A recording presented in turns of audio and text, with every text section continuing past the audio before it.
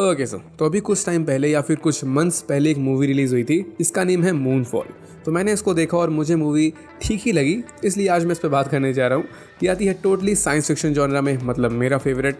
एक तरीके से इसको डिजास्टर मूवी बोल सकते हो। मतलब एक लाइन में अगर मूवी का प्लॉट बताऊँ तो सिंपली अपने चंदा मामा रूठ जाते हैं और अपनी प्यारी गोल मटोल अर्थ के नज़दीक आने लगते हैं, जिससे ऑब्वियसली दुनिया में बवाल मचने लगता है। दुनिया की लंका लग रही होती है। मतलब इस मूवी के जो डायरेक्टर हैं उन्होंने इससे पहले काफ़ी तगड़ी तगड़ी डिजास्टर्स मूवी बना के रखी हैं, जैसे 2012 हो गई, इंडिपेंडेंस डे, गॉडजिला, ये सब। तो अब ये न्यू मूवी है, ठीक है। अगर आपने इसको नहीं देखा तो कोई बात नहीं, मैं स्टोरी एक्सप्लेनेशन दूंगा। और अगर आपने इसको देख रखा है तो आपके दिमाग में कुछ ना कुछ सवाल ज़रूर होंगे, जिसके जवाबों के लिए मैं हूँ यहाँ पर। So let's start and you all just have to sit down, keep calm and listen to मी।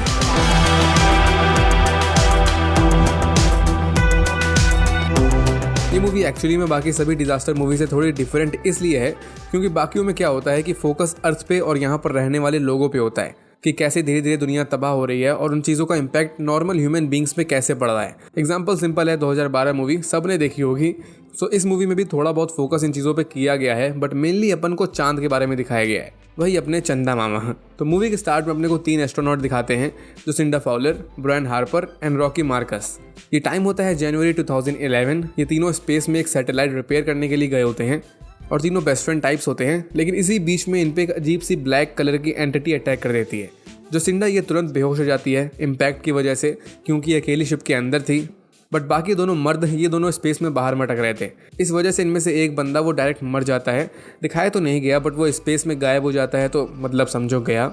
लेकिन ब्रायन ये किसी तरह सर्वाइव कर जाता है और ये अकेले देखता है इस पूरे होते हुए कांड को। और फिर ये देखता है कि वो ब्लैक मटेरियल टाइप एंटिटी वो मून में एक बड़े से होल के अंदर चली जाती है बस। तो ब्रायन किसी तरह मैनेज करके वापस से अर्थ पे लैंड करता है और यही एक इकलौता बंदा था जिसको उस पूरे कांड के बारे में पता था, क्योंकि जोसिंडा ये तो बेहोश हो गई थी और दूसरा वाला बंदा था वो तो चल बसा।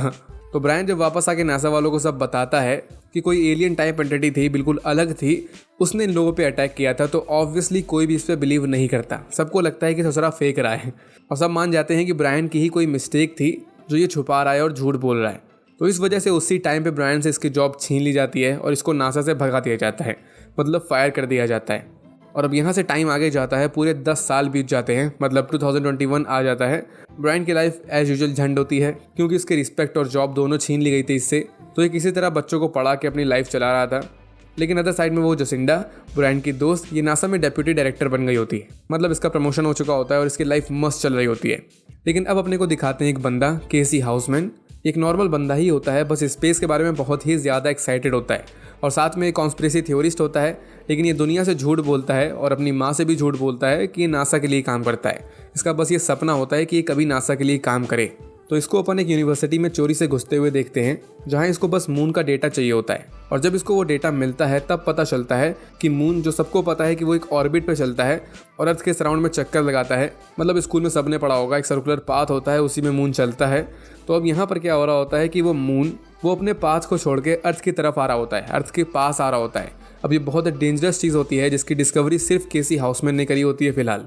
और जैसे ही इसे ये पता चलता है तो ये तुरंत ट्राई भी करता है नासा वालों को कांटेक्ट करने का और उनको बताने का कि दुनिया के लगने वाले हैं, बट ये कांटेक्ट नहीं कर पाता। नॉर्मल बंदा होता है ये। लेकिन किसी तरह थोड़े टाइम बाद ह्यूस्टन में एक स्पेस सेंटर में साइंटिस्ट, इनको भी इस चीज़ के बारे में पता चल जाता है और फिर एक मीटिंग होती है जहाँ जोसिंडा को बुलाया जाता है और इसको प्रॉब्लम बताते हैं ये लोग, वही कि मून जो बिलियंस ईयर से अर्थ के चक्कर लगा रहा था, लेकिन अब अचानक से उसको पता नहीं क्या हुआ, उसकी ऑर्बिट का पाथ चेंज होने लगा है और वो अर्थ की तरफ आने लगा है, बोले तो धीरे धीरे शिफ्ट होने लगा है। और फिर नासा की पूरी टीम मिलकर ये भी पता लगा लेती है कि जिस स्पीड से मून अर्थ की तरफ आ रहा है तो टोटल 3 हफ्तों में वो आके यहाँ टकरा जाएगा और बोले तो दुनिया ख़त्म। तो ये काफ़ी दिल दहलाने वाली न्यूज़ होती है। तो ऑब्वियसली नासा वाले डिसाइड करते हैं कि इस न्यूज़ को पब्लिक नहीं करना चाहिए, मैं तो बवाल ही मचेगा और कुछ नहीं। लेकिन अदर साइड में केसी, इसको नासा से पहले ही पता चल गया था इसके बारे में। तो अब ये पहले ब्रायन से कांटेक्ट करने का ट्राई करता है क्योंकि उसको पता होता है कि वही एक बंदा होता है जो नासा से कांटेक्ट कर सकता है और इसकी थ्योरी समझ सकता है। और केसी ब्रायन से मिल के इसको सब बताता भी है, बट पहले ब्रायन इसकी बिल्कुल भी बातों पे बिलीव नहीं करता। तो लास्ट में किसी के पास कोई रास्ता नहीं होता, इसको दुनिया तक अपनी आवाज़ पहुंचाने के लिए सोशल मीडिया का सहारा लेना पड़ता है। मतलब ये इस पूरी न्यूज़ को पब्लिक कर देता है कि दुनिया के लगने वाले हैं। ये एकदम प्रूफ के साथ सब कुछ अपलोड करता है, जिस वजह से सब मान जाते हैं। और ये खबर सुन के एज एक्सपेक्टेड हर जगह कोहराम मच जाता है क्योंकि दुनिया के बल्ले बल्ले होने वाले हैं। ये न्यूज़ सुन के ऑब्वियसली हर कोई पैनिक होने लगेगा। भंड लोगों को छोड़ के उनको कोई मतलब नहीं होता। तो लोग यहाँ पर भागने लगते हैं, लड़ाइयाँ होने लगती हैं, वॉर्स होने लगते हैं, क्राइम्स होने लगते हैं। तो इस सिचुएशन को हैंडल करने के लिए नासा वाले एक प्लान रिलीज़ करते हैं कि एक रॉकेट भेजेंगे स्पेस में प्रॉब्लम को फिक्स करने के लिए। तो कोई पैनिक होने की आवश्यकता ही नहीं है, ऐसी हर बड़ी प्रॉब्लम्स के लिए गवर्नमेंट करती है। तो अब नासा वाले ये 3 एस्ट्रोनॉट के साथ एक रॉकेट मून पे भेजते हैं। तो मून पे इन लोगों को बड़ा सा होल दिखता है, वही होल जो 10 साल पहले अपने को दिखाया गया था। तो अब ये एस्ट्रोनॉट चेक करते हैं कि आखिर वो होल कितना गहरा है। एक डिवाइस ये भेजते हैं उसके नीचे, जो लगभग 25 किलोमीटर तक अंदर चला जाता है। बहुत ज़्यादा होता है ये। लेकिन फिर तभी अगेन अपने को वो एलियन एंटिटी देखने को मिलती है। वो इसी होल के अंदर से निकलती है और इस बार वो एंटिटी इन सभी एस्ट्रोनॉट को जान से मार डालती है, मतलब लिटरली जान से मारती है। और ये पूरा सीन लाइव नासा वाले देख भी रहे थे, जिससे इनकी रूह कांप जाती है, क्योंकि इन्होंने कभी भी नहीं सोचा था कि ऐसी चीज़ इनको देखने को मिलेगी। और एक्चुअली में वो चीज़ कोई क्रीपी एलियन टाइप नहीं लग रही होती, मतलब मशीन टाइप लग रही होती है, जिससे नासा वालों को लगता है कि वो किसी तरह का AI है, आर्टिफिशियल इंटेलिजेंस, क्योंकि वो अपने आप काम कर रहा होता है मैकेनिकल वे में। इसकी रियलिटी पे एकदम लास्ट में बात करेंगे, फिलहाल अर्थ की बात करते हैं थोड़ी। तो अब जैसे जैसे टाइम बीत रहा होता है, मून अर्थ की तरफ आ रहा होता है और इस वजह से मून की ग्रेविटेशनल फोर्स की वजह से अर्थ पे डिफरेंट प्रॉब्लम्स आने लगती हैं। जैसे सुनामी आने लगती है, अर्थक्वेक्स आने लगते हैं, क्योंकि नेचर ऑफ लॉ पूरा डिसबैलेंस हो गया होता है। तो अब इन सारी चीज़ों से, न्यूज़ से ब्रायन को भी पता चल जाता है कि वो केसी बंदा वो गलत नहीं था, वो सही था। तो ये उससे फिर से मिलने जाता है और यहाँ पर एक कॉन्सेप्ट निकल के आता है, एक थ्योरी निकल के आती है, जिसको बोला जाता है the hollow moon conspiracy theory. Actually में एकदम रियल लाइफ थ्योरी है, मतलब अभी भी अपनी रियल दुनिया में भी इस चीज़ को लेकर विद्वानों में मतभेद है। तो बेसिकली इसमें सीन क्या होता है कि लोगों का मानना है, और सेम टाइम में बहुत से साइंटिस्ट भी इस थ्योरी पे बिलीव करते हैं कि मून जो है वो अंदर से हॉलो है, मतलब बोले तो उसके अंदर कुछ है नहीं, खाली डब्बा, ऐसा माना जाता है। बोलते हैं कि मून एक डेथ स्टार जैसा है, इसके अंदर कुछ तगड़ी लेवल वाली मिस्ट्री है जो अपने को नहीं पता। इवन हो सकता है कि मून को आर्टिफिशियली वे में अलग से बनाया गया हो, जिसको हम ह्यूमंस ने तो नहीं बनाया, तो मे भी उसको एलियंस ने बनाया हो। जी हाँ, ऐसे ही थ्योरी होती है। और साइंटिफिक वे में भी बोलते हैं कि मून का जो मून क्वैक होता है, जैसे अपनी अर्थ में अर्थ क्वैक होता है, वो डिफरेंट वे में वर्क करता है। बट स्टिल ये थ्योरी प्रूवन नहीं है, सिर्फ कॉन्स्पिरेसी थ्योरी ही है। बाकी ज़्यादा डिटेल में और बात नहीं करते हैं। बस इस मूवी में इस थ्योरी से डायरेक्ट इंस्पिरेशन ली गई है। यहाँ पर केसी हाउसमैन, जो काफ़ी दिमाग वाला बंदा होता है, तो इसका मानना होता है कि मून ये अंदर से हॉलो तो है, बट ये एक तरीके से लूनार सुपर स्ट्रक्चर है। सरल भाषा में केसी का भी वही मानना होता है कि मून ये कोई नेचुरल वे में नहीं बना, इसको अलग से बनाया गया है, जो एलियंस ने बनाया है, और इसको फिर जानबूझ के अर्थ से कनेक्ट कर दिया गया है। इसकी थ्योरी ऐसी ही कुछ होती है। मीनवाइल अब इस साइड जोसिंडा, इसको न्यू क्रू की ज़रूरत होती है, तो इसको बेसिकली हेल्प चाहिए होती है। तो ऑब्वियसली जब इन लोगों ने उस बड़े से एंटिटी को देख लिया होता है, तो एक ही बंदे का नेम इनको याद आता है, ब्रायन का, क्योंकि 10 साल पहले इसने भी इसी चीज़ के बारे में बताया था। तब तो किसी ने इस पर बिलीव नहीं किया था, बट अब इनकी खोपड़ी में बात घुसती है, तो इसलिए अब स्पेशली ब्रायन को शान और इज्जत के साथ वापस से नासा में लाया जाता है। और ये अपने साथ केसी को भी लपेट लेता है, क्योंकि वो बंदा भले ही देखने में ना लगता हो, बट होता बहुत चंट है। तो अब यहाँ पर नासा का प्लान ए वो तो पूरी तरह डिस्ट्रॉय हो चुका होता है, मतलब वो शिप जो गई थी पहले वो इनका प्लान ए था, बट स्टिल इनको कुछ ना कुछ तो करना ही होता है। एक्चुअली में नासा वाले तो पतली गली देख के निकल लिए थे, मतलब जितने भी मेन हेड थे यहाँ पर, क्योंकि दुनिया के बल्ले बल्ले हो रही होती है, तो सभी ह्यूमंस भागने की तैयारी कर रहे होते हैं।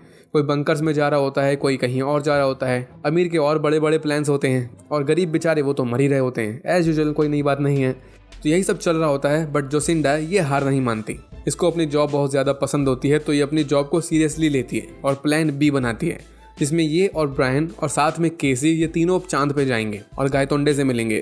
केसी को ये ज़बरदस्ती बटोर लेते हैं, क्योंकि कोई और था नहीं यहाँ पर, और इसी बहाने केसी का सपना भी पूरा हो जाता है। ये फाइनली नासा के अंडर काम कर रहा होता है, जो इसकी पैदाइशी ड्रीम जॉब थी। तो अब इस पॉइंट तक अपन साफ देख सकते होते हैं कि मून, चंदा मामा, ये लिटरली अर्थ के बहुत ज़्यादा क्लोज आ चुका होता है। याद होगा सिर्फ 3 हफ्ते ही थे इनके पास, तो अब ये डेडलाइन आ चुकी होती है।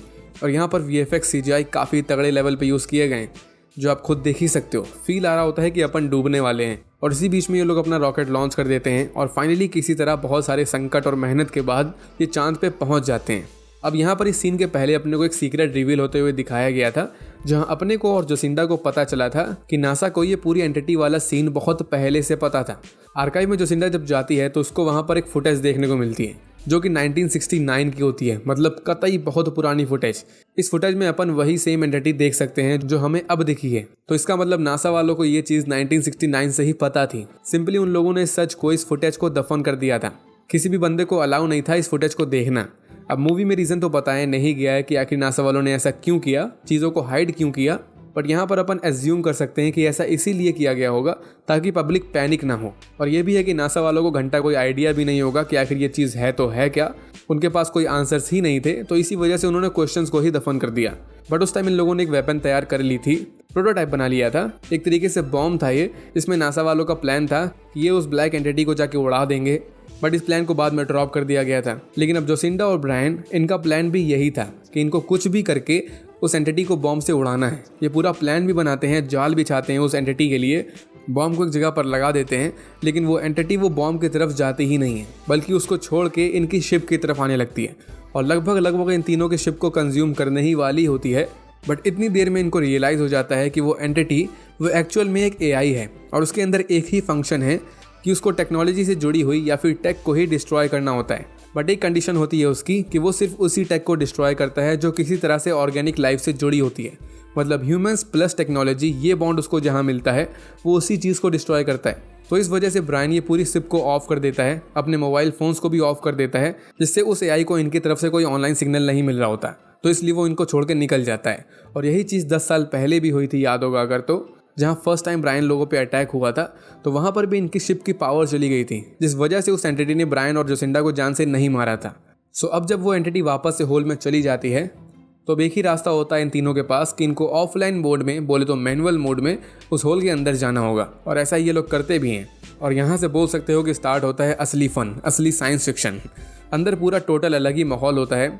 यहाँ इन्वायरमेंट देख के वो केसी की थ्योरी प्रूव हो जाती है कि मून सच में एक हॉलो स्ट्रक्चर है, एक मेगा स्ट्रक्चर है। इसको बिल्ड किया गया है, किसी और ने बनाया है, मे बी एलियंस ने। और अंदर चिकनी चिकनी मस्त साइंटिफिक चीज़ें देख के साफ पता चल रहा होता है कि मून वैसा ही है जैसा इन लोगों ने एक्सपेक्ट किया था। और फिर आता है एक ट्विस्ट, काफ़ी बड़ा ट्विस्ट, जहाँ पर जब ये अपनी शिप का टेक सिस्टम ऑन कर देते हैं तो वो एंटिटी अगेन इनके पीछे पड़ जाती है, क्योंकि वही चीज़ ह्यूमन प्लस टेक्नोलॉजी आ जाती है। तो इसलिए वो इसको डिस्ट्रॉय करने के लिए फिर से इनके पीछे पड़ जाती है।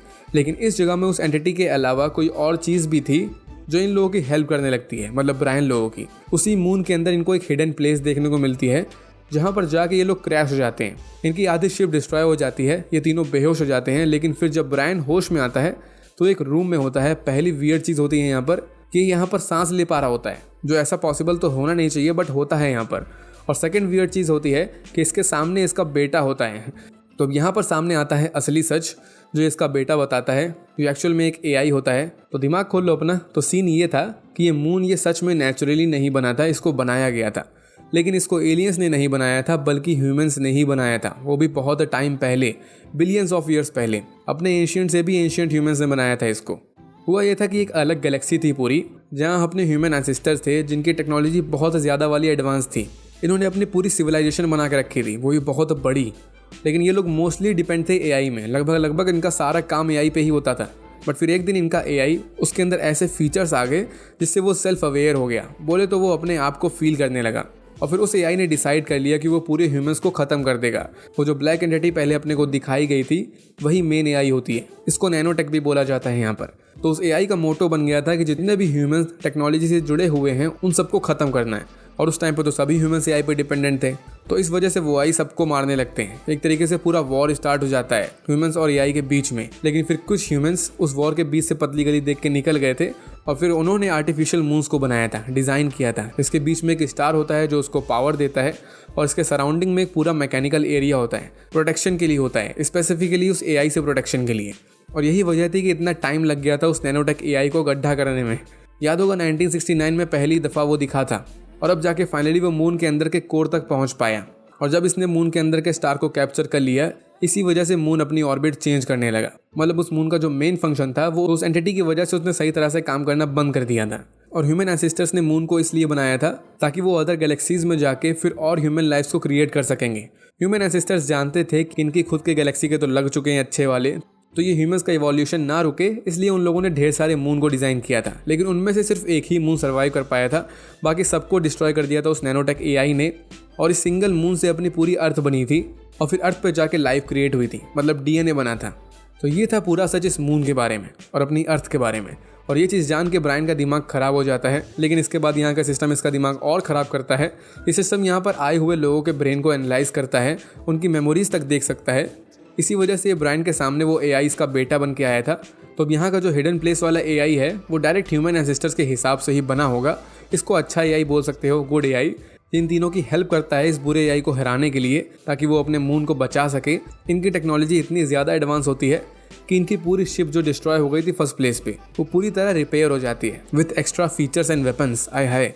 और फिर यहाँ स्टार्ट हो जाता है टॉम एंड जेरी मतलब आगे शिप होती है इनकी और पीछे वो एंटिटी लगी होती है। और ब्रायन ये अपने साथियों को बताता तो नहीं है, बट इसका प्लान यही होता है कि ये अपना सेक्रीफाइस करने वाला होता है उस बॉम्ब का यूज़ करके। बट लास्ट में केसी ये ब्रायन की जगह अपना उस मिनी शिप में कूद जाता है उस बॉम्ब के साथ और उस AI को कम्प्लीटली डिस्ट्रॉय कर देता है। और ऑब्वियसली उसके साथ ही साथ अपना खुद भी मर जाता है।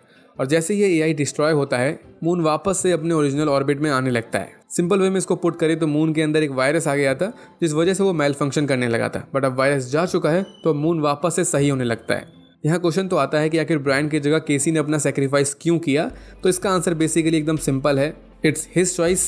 वो बंदा जेन्युइन बंदा था, उसका सपना था नासा के अंडर काम करना और अपनी मॉम को प्राउड फील कराना, जो पूरा हो चुका था। उसने अपनी जान जानबूझ के दी ताकि जोसिंडा और ब्रायन सर्वाइव कर सकें। और अगर उसकी पूरी लाइफ के बारे में बात करो तो वो अपनी लाइफ से डिसअपॉइंटेड था।